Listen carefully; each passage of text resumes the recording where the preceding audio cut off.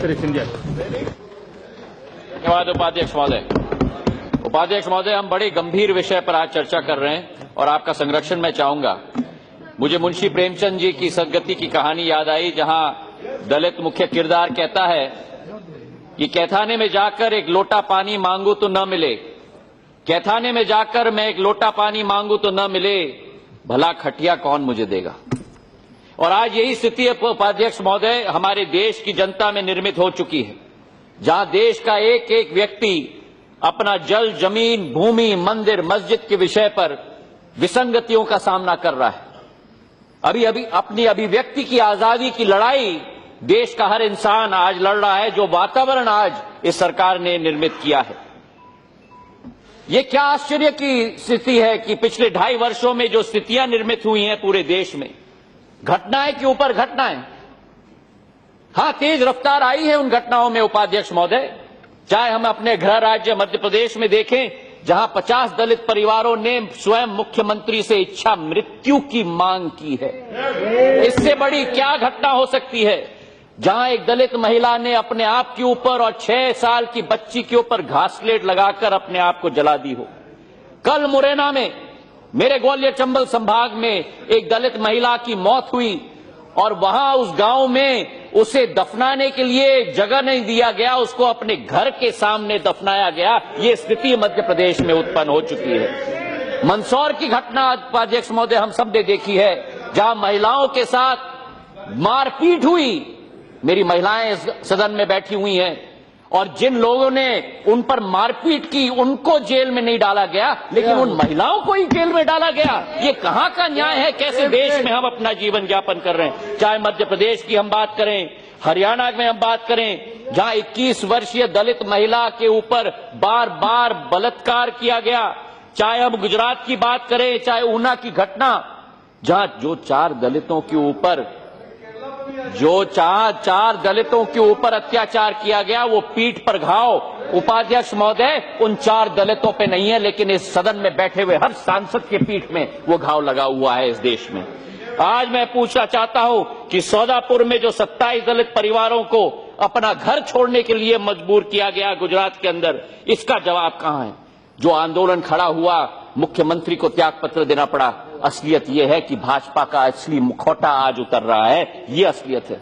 मुझे आश्चर्य है उपाध्यक्ष महोदय, मैं एक भारतीय नागरिक के रूप में बात कर रहा हूं। जब अर्जुन राम मेघवाल जी यहां बात कर रहे थे, मैं उनका बहुत सम्मान करता हूं, लेकिन आज उन्होंने सदन में कहा कि चुनावी माहौल में घटनाएं होती हैं। चुनावी माहौल में? कौन सा चुनाव अभी गुजरात में होने वाला था? कौन सा चुनाव राजस्थान या मध्य प्रदेश में होने वाला था? और जब चुनाव बिहार में हो रहा था, तब आप लोग ने कहा कि आरक्षण को हटाया जाना चाहिए, आपके आरएसएस के मोहन भागवत ने। इसका जवाब आपको देना होगा। जब बिहार में चुनाव हो रहा था, तब आपके पार्टी के अध्यक्ष ने कहा कि हमको यहां चुनाव जिता दो, नहीं तो पाकिस्तान में पटाखे फोड़े जाएंगे। इसका जवाब इनको देना होगा। आज इन प्रश्नों का हमें जवाब चाहिए उपाध्यक्ष महोदय। हमें प्रश्न का जवाब चाहिए कि जो आज देश में वातावरण है, 20 करोड़ हमारे दलित भाई और बहन हैं। रामविलास पासवान जी, आज आप बात कर रहे थे, मैं आपका मान सम्मान करता हूं। आपने मेरे पूज्य पिताजी के साथ कंधे से कंधे मिलाकर कार्य किया है, पिता तुल्य हैं आप। पर यह मैं कहना चाहता हूं इस सदन के सामने कि चट भी मेरी और पट की भी मेरी, ये नहीं चलेगी। आप इधर भी नहीं बैठ के बात कर सकते और उधर भी बैठ के बात नहीं कर सकते। अंत में हमें अपने सिद्धांत के आधार पर अपना काम करना होगा। अगर हमें लगता है कि बीजेपी के शासन में इतना अत्याचार हुआ, तो उस शासन को क्यों नहीं छोड़ा आपने? अगर आपको लगता है कि कांग्रेस के शासन में अत्याचार हुआ, उस शासन के मंत्रालय को क्यों नहीं छोड़ा आपने? अगर दलित की लड़ाई लड़नी है, तो आंगन में उठ के लड़नी होगी हमको। ये मैं आपसे मांग करता हूं। और उसी के साथ मैं कहना चाहता हूं कि जो आज आंकड़े पेश किए गए हैं, हर 18 मिनट दलित के विरुद्ध अत्याचार होता है, हर दिवस 3 दलित महिलाओं का बलात्कार होता है, हर दिन 2 दलित महिलाओं और दलितों की मौत होती है, और पिछले 2.5 वर्षों में 19% बढ़ोतरी दलितों के विरुद्ध अत्याचार में हुआ है। हम स्वच्छ भारत की बात करते हैं, आप कैसी स्वच्छ भारत की कल्पना करना चाहते हो? वो स्वच्छ, how can I wind up sir? I have just started this an issue which is an emotive issue. I am only the second speaker on the Congress sir, this is not fair sir. स्वच्छ भारत की हम बात करते हैं, स्वच्छता सड़क पर नहीं, स्वच्छता गली में नहीं, स्वच्छता हमें अपने दिल में लाना होगा, हमारे जहन में लाना होगा, तब ये देश बनेगा। स्वच्छता नहीं बनेगा जब आप गली गली मोहल्ले में जाओगे, तो स्वच्छता मानसिकता में हमें लानी होगी, वो स्वच्छता हमें दिल में लानी होगी, तब हमारा स्वच्छ भारत बनेगा। मैं कहना चाहता हूं वो गौरक्षकता के बारे में, हाँ हमारा कर्तव्य है गांव का रक्षा करना, पर उन गौ का रक्षा करना जो बीमार गौ है, जो मर रहे हैं, हजारों गौ मध्य प्रदेश और राजस्थान में मर चुके, उनके लिए कोई गौ रक्षक नहीं आया। लेकिन अपने हाथ में कानून को लेकर किसने हिम्मत की बाहर निकल के दूसरों को ऊपर पदाधित करना, इसका जवाब हमें देश में देना होगा। मुझे तो आश्चर्य है उपाध्यक्ष महोदय कि जो प्रधानमंत्री का वक्तव्य रहा, कश्मीर में 1 महीने की चुप्पी। ठीक कहा मेरे भाई प्रेमचंद्रन जी ने, जब दादरी की घटना हुई थी तब कुछ बोल देते तो शायद ऊना की घटना नहीं होती। और जब बोला उन्होंने, जो बाबा साहब अंबेडकर की बात अर्जुन राम मेघवाल जी कह रहे थे, उन्हीं के पोते प्रकाश अंबेडकर जी ने क्या कहा प्रधानमंत्री के वक्तव्य के बारे में, it is too little too late.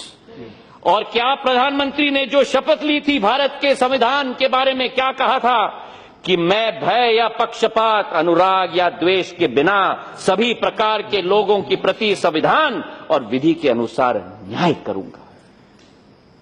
और उसके बाद ये वक्तव्य आता है कि हमला करना है तो मुझ पर कीजिए, गोली चलाना है तो मुझ पर चलाइए, लेकिन मेरे दलित भाइयों पर हमला बंद होना चाहिए। इतनी बेबसी और लाचारी का वक्तव्य के अलावा क्या हो सकता है? जो व्यक्ति कहे कि मैं प्रथम सेवक हूं, जो व्यक्ति कहे कि मैं चौकीदार हूं, अगर कोई भी वो हत्या करने का कदम उठाए तो उस व्यक्ति के विरुद्ध इस सरकार को, उस प्रधानमंत्री को कदम लेना चाहिए, तब हम आपका साथ देंगे। ये विश्वास मैं आपको दिलाना चाहता हूं। बात होती है सदन के बाहर, तेलंगाना में जाकर दलितों की बात होती है, मध्य प्रदेश में जाकर कश्मीर की बात होती है, और सदन चल रहा है और चुप्पी साधी हुई है। कश्मीर में एक शब्द मेरे प्रधानमंत्री नहीं कह सकते सदन के अंदर, दलितों के ऊपर एक शब्द मेरे प्रधानमंत्री नहीं कह सकते सदन के ऊपर। कैसे विश्वास जताओगे 125 करोड़ की जनता के बीच में? जो कहा जाता है digital India, stand up India, startup India, बस वास्तविकता है suppress India, repress India, weak India and weak India. जो बात की जाती है कांग्रेस मुक्त भारत की, अब आप बात कर रहे हैं दलित मुक्त भारत की।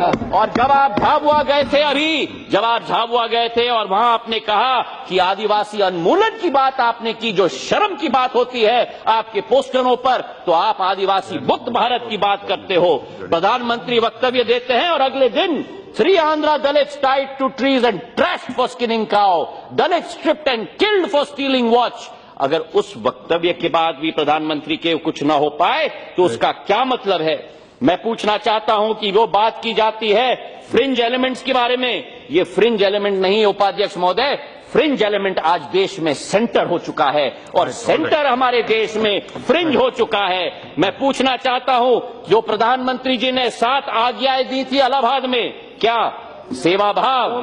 मैं पूछना चाहता हूं कि इतने बड़े वर्ग को वंचित रख के सेवा भाव हो सकता है? उन्होंने कहा था संवेदना, जो उनके विधायक ने तेलंगाना राजा सिंह ने कहा कि जो ऊना में हुआ वो ठीक हुआ, क्या ये संवेदना हुई? जो संयम की बात की गई उपाध्यक्ष महोदय, संयम की मैं पूछना चाहता हूं, जो वीके सिंह जी ने वक्तव्य दिया दलितों के बारे में, क्या वो संयम है? जो समन्वय की बात की, जहां इनके प्रदेश सरकार है, मध्य प्रदेश में, राजस्थान में, गुजरात में, वहां क्यों नहीं संयम है? केंद्र और प्रदेश के बीच में जो पासवान जी ने अभी कहा कि प्रदेश सरकार को कदम उठाना चाहिए, ये क्यों नहीं आदेश देते प्रदेश सरकार को कदम उठाने के लिए? जो संतुलन की बात की गई, जो सकारात्मक की बात कही और संवाद की, जो हमारी मायावती जी जो 5 बार मुख्यमंत्री रही हैं, सांसद है, उनके बारे में टिप्पणी की गई, क्या वो संवाद की बात होती है? दयाशंकर के बारे में तो मैं पूछना चाहता हूं कि जो एक कैबिनेट का मंत्री भी न जा पाया, एक कैबिनेट मंत्री भी एक भी हिंसा का जगह न जा पाया। जहां इंदिरा गांधी जी बेलची में गई थी अपने वेस्ट तक पानी में घूमते हुए, जब दलितों का नरसंहार हुआ था, राहुल गांधी ऊना गए थे, रोहित वेमुला के यहाँ गए थे। इस सरकार का एक मंत्री क्यों नहीं जा पाया एक ही घटना पे?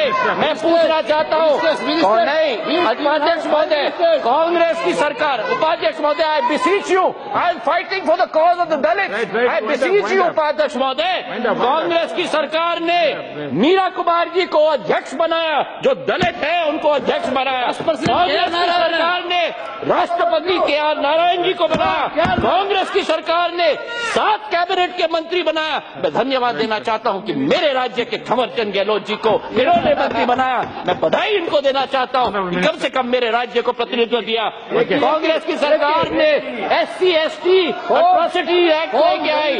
मैं पूछना चाहता हूं कि आज गृह मंत्री ने क्यों नहीं आदेश दिया कि इन सभी चीजों पर कार्रवाई हो? मैं पूछना चाहता हूं कि सामाजिक एवं न्याय कल्याण मंत्री ने इन सब जगहों में क्यों नहीं गए? क्योंकि आज समय की मांग है उपाध्यक्ष महोदय कि हमें सुख के समय में हम देश की जनता के साथ न रहें, लेकिन दुख के समय में उनका दुख बांटना हमारा कर्तव्य नहीं बनता, हमारा धर्म बनता है। यही हिंदुस्तानी सभ्यता है, यही हिंदुस्तानी हिंदू धर्म की अक्षुण्ण भाग है जो ये सरकार स्वयं भूल गई है। अंत में उपाध्यक्ष महोदय, मैं कहना चाहता हूं कि केवल बाबा साहब अम्बेडकर जी की ये बात करते हैं। मैं पूछना चाहता हूं इनसे कि जो अमेरिकन सरकार कहती है हमारे देश की सरकार के बारे में, that we have been clear in our engagement with India about our concerns about those times when the government has been slow to react when violence has taken place, and some of these controversies over the cows are an example of that. American सरकार कहती है इसके बारे में।